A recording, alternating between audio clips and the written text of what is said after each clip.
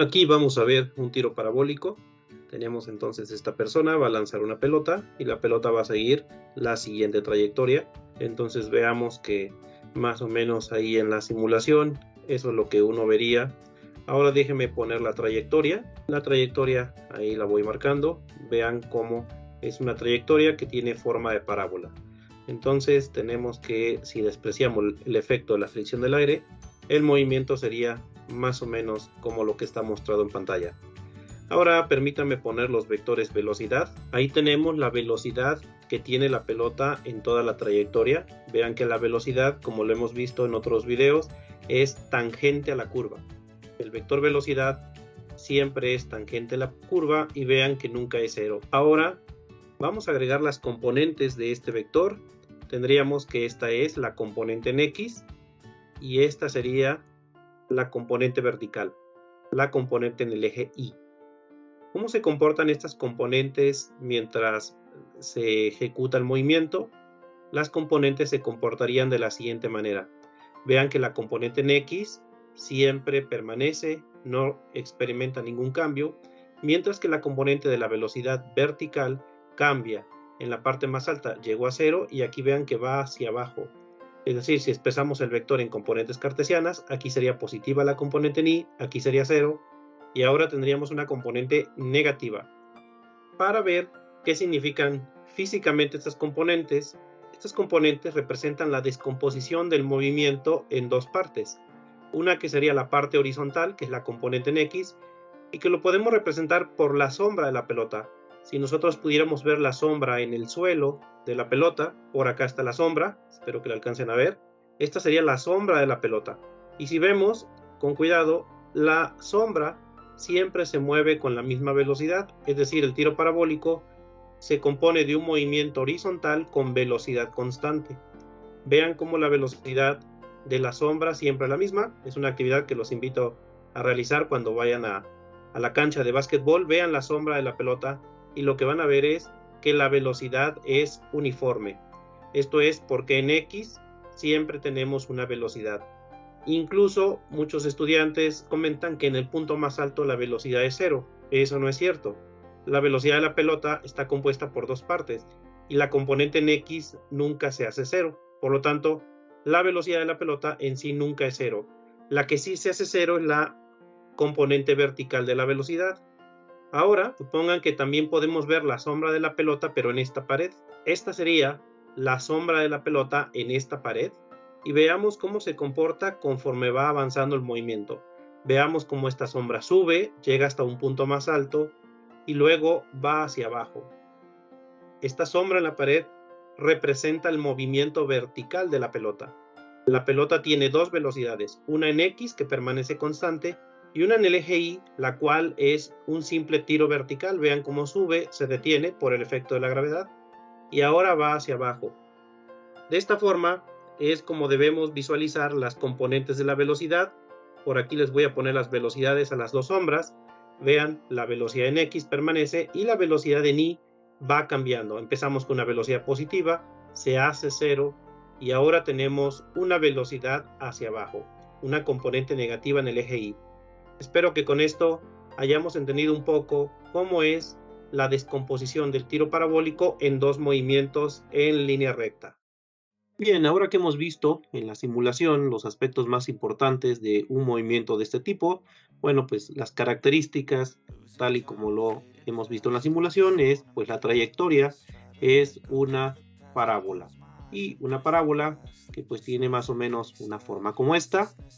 Lo segundo que vimos es que se desprecia el efecto del aire en este tipo de análisis. De hecho, el que la trayectoria sea una parábola es una consecuencia de esta consideración. Si tomáramos en cuenta la resistencia del aire, entonces la trayectoria no necesariamente sería una parábola. Otro aspecto importante es que un movimiento que tiene estas características se puede entender como una combinación de dos movimientos, uno horizontal, como lo vimos, que era la sombra de la pelota en el suelo, y que tiene velocidad constante, es decir, es un movimiento rectilíneo uniforme. Y tenemos un segundo movimiento que es vertical, con aceleración constante, donde la aceleración es la aceleración debida a la gravedad. En la mayoría de los videos que he subido sobre cinemática, siempre empiezo con este primer paso, que es definir un sistema de coordenadas. Recordemos que el sistema de coordenadas representa la ubicación del observador. La persona que está observando el movimiento tiene que estar ubicada en algún punto, y en este caso voy a poner un sistema de coordenadas X e Y, donde el observador obviamente está aquí, en el origen. Muy bien, ya que hemos hecho ese primer paso, y que es muy importante que no omitamos este paso en cualquier problema de cinemática, por muy simple que este sea, el siguiente paso es establecer los puntos inicial y final. Entonces tenemos un tiro parabólico donde el punto inicial vamos a pensar que es este de aquí, y nosotros debemos establecer cuáles son las coordenadas de ese punto. También es muy común que el sistema de coordenadas se coloque, el origen se coloque justamente en este punto. En algunas ocasiones no es conveniente, y ya lo veremos en los videos donde iré resolviendo algunos ejercicios, que no siempre es conveniente colocar el origen del sistema de coordenadas donde empieza el movimiento. Sin embargo, recordemos que somos libres de escoger dónde colocar el origen del sistema de coordenadas. Pero aquí, para hacerlo de manera general, vamos a decir que este es el punto inicial y debemos determinar las coordenadas. Entonces la abscisa le voy a llamar x sub 0 y la ordenada le voy a llamar y sub 0. Normalmente x sub 0 se conoce, es muy raro que x sub 0 no lo conozcamos, e incluso la gran mayoría de las veces es 0. Entonces la que puede variar es y sub 0, que eso dependerá del tipo de problema que estemos resolviendo.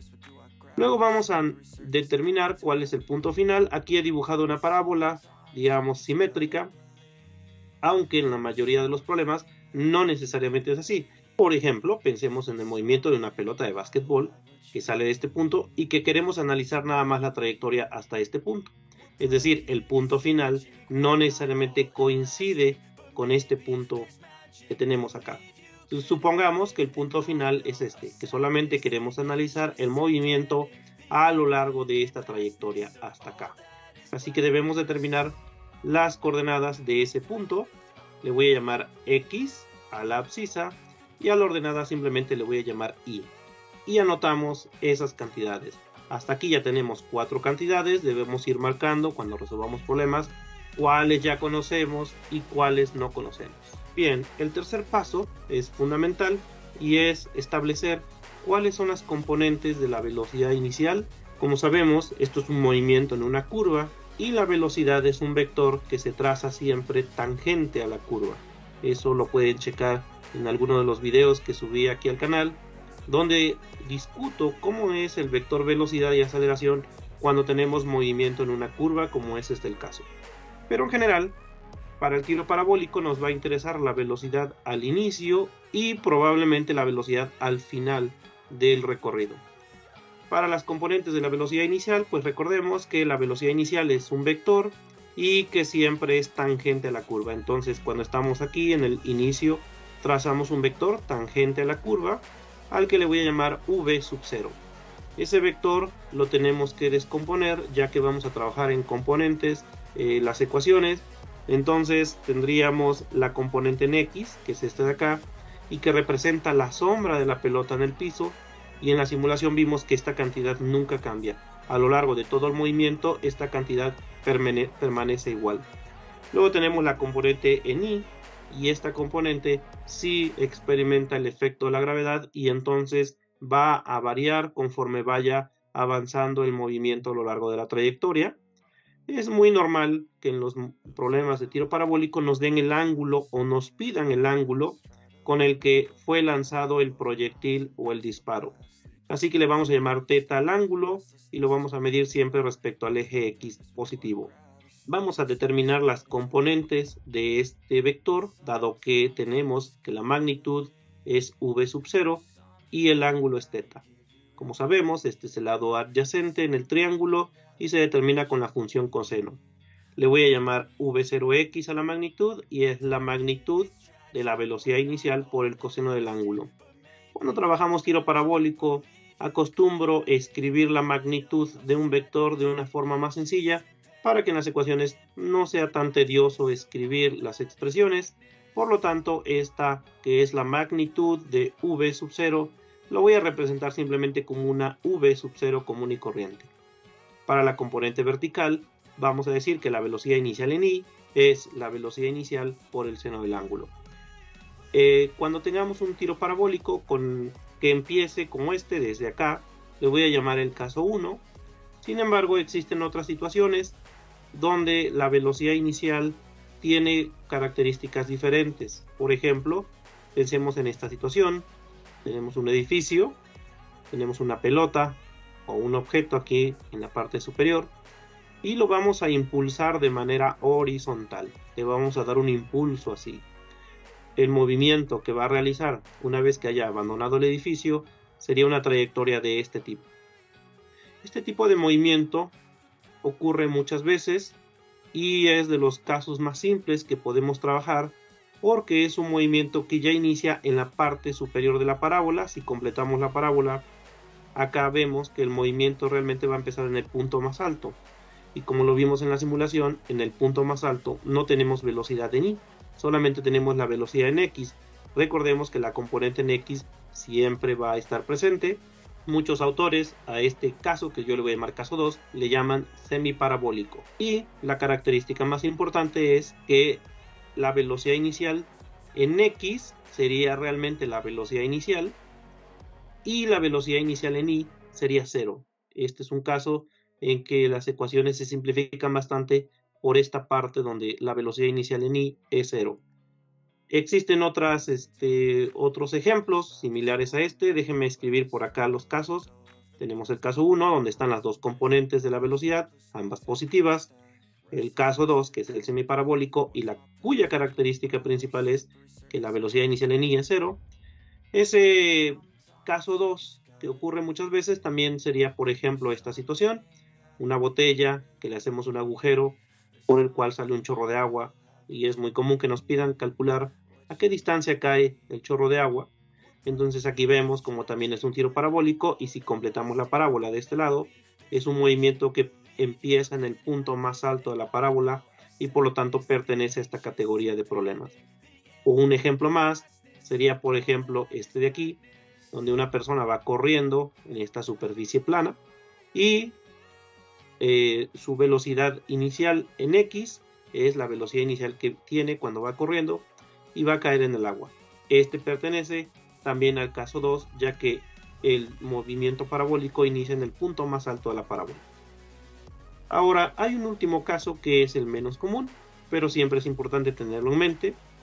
Supongamos la siguiente situación. Tenemos acá una casa y que tenemos, por ejemplo, un objeto como un bloque que va deslizándose por el techo de la casa y que una vez que abandone el techo también va a seguir una trayectoria parabólica. Entonces este objeto va a deslizarse por acá y si colocamos la parábola veríamos cómo a partir de este momento va a recorrer parte de la parábola. Este es un ejemplo o un caso menos común. Sin embargo, hay un detalle importante que hay que tener en cuenta, y es que como la velocidad debe ser tangente a la curva, dado que ya vamos descendiendo, las componentes va a ser la velocidad inicial en x, tal y como en el caso 1, ahí no hay ninguna diferencia. Sin embargo, la velocidad inicial en y es hacia abajo, y por lo tanto, la componente debe ser negativa. Así que le vamos a poner menos velocidad inicial en y. Este es un caso que suele ser muy confuso para los estudiantes, porque siempre olvidan este detalle, que a la velocidad inicial en y, la velocidad inicial en y, debe ser negativa. Este le llamaremos el caso 3. Y entonces ya tenemos los casos que debemos tomar en cuenta cuando queramos analizar cómo es la velocidad inicial, y todo depende en qué parte de la parábola empiece nuestro movimiento. Bien, con esto concluye el paso 3. Ya aquí tenemos el paso 3 y vamos finalmente con el paso 4. Como sabemos, la aceleración es la debida a la gravedad y ese es un vector que siempre va hacia abajo. En cualquier parte de la trayectoria es 0i menos 9.81 metros sobre segundo cuadrado j en el sistema internacional. Entonces, se trata de un movimiento de aceleración constante donde además solamente tenemos aceleración en el eje vertical no tenemos aceleración en X, como lo hemos dicho varias veces. Entonces, el paso 4 es tomar las ecuaciones de aceleración constante y aplicarles esta condición, que en X no tenemos aceleración y que en Y la aceleración es menos la magnitud de la gravedad. Aquí la G es la magnitud de la aceleración debido a la gravedad, es decir, la G es un número positivo, 9.81 metros sobre segundo cuadrado o 32.2 pie por segundo cuadrado. El hecho de que vaya para abajo está aquí en este menos, que voy a incluirlo en las ecuaciones. ¿Cuáles ecuaciones? Las de aceleración constante, que en otros videos ya he presentado y también he mostrado la deducción. Aquí tenemos las ecuaciones de aceleración constante y que, dado que estamos en esa situación, las vamos a utilizar. Solamente que ahora vamos a tener que separar el movimiento en dos partes.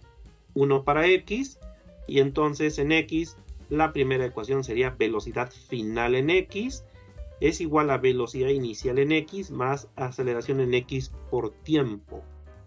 Sin embargo, como hemos dicho, en X no hay aceleración y por lo tanto este último término lo quitamos porque sería 0. Así que esta ecuación solamente me dice que la velocidad final en X es la velocidad inicial en X. Y eso ya lo sabíamos, dado que la velocidad es constante. Por lo tanto, esta ecuación no nos ayuda mucho y la podemos ignorar. Tomamos la segunda ecuación, que quedaría de esta manera. X final es igual a X inicial más velocidad inicial en X más un medio de aceleración en X por el tiempo al cuadrado. Pero como este término es 0, lo quitamos y nos quedamos con esta ecuación. Esta ecuación la vamos a usar y es una de las que hay que tener en cuenta siempre que queramos resolver un problema de tiro parabólico. Finalmente, la ecuación de los cuadrados para las velocidades pues va a ocurrir similar a la primera ecuación. Notamos que el último término, al contener la aceleración, lo tenemos que eliminar y entonces solamente obtenemos que la velocidad final en X es igual a la velocidad inicial en X. Por lo tanto, la única ecuación que nos va a ser útil es la que tenemos aquí. Ahora vamos con el movimiento en Y o en I, como quieran llamarle.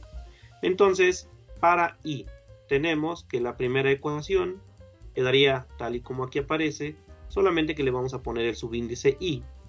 Velocidad final en I es velocidad inicial en I más aceleración en I por tiempo. Pero voy a sustituir la aceleración en I por menos G, y así que la ecuación nos quedaría velocidad final en I es velocidad inicial en I menos G por tiempo. Esta sería nuestra segunda ecuación. La tercera ecuación obviamente sale de la posición, solamente que en lugar de poner X ahora ponemos I, y sería I final es igual a I inicial más velocidad inicial en I por tiempo más un medio de la aceleración en I por el tiempo al cuadrado. Esta sería la forma que toma la ecuación de forma general. Sin embargo, sustituimos la aceleración por menos G y la ecuación tomaría esta forma de acá. Posición final en I es igual a posición inicial en I más velocidad inicial en I por tiempo menos un medio de G por tiempo al cuadrado. Esta sería nuestra tercera ecuación. Y finalmente la ecuación de los cuadrados, que quedaría de la forma en que está aquí escrita, y nuevamente la aceleración la cambiamos por menos G, y de esta forma tenemos las 4 ecuaciones más importantes que vamos a usar para resolver la mayoría de los problemas de tiro parabólico.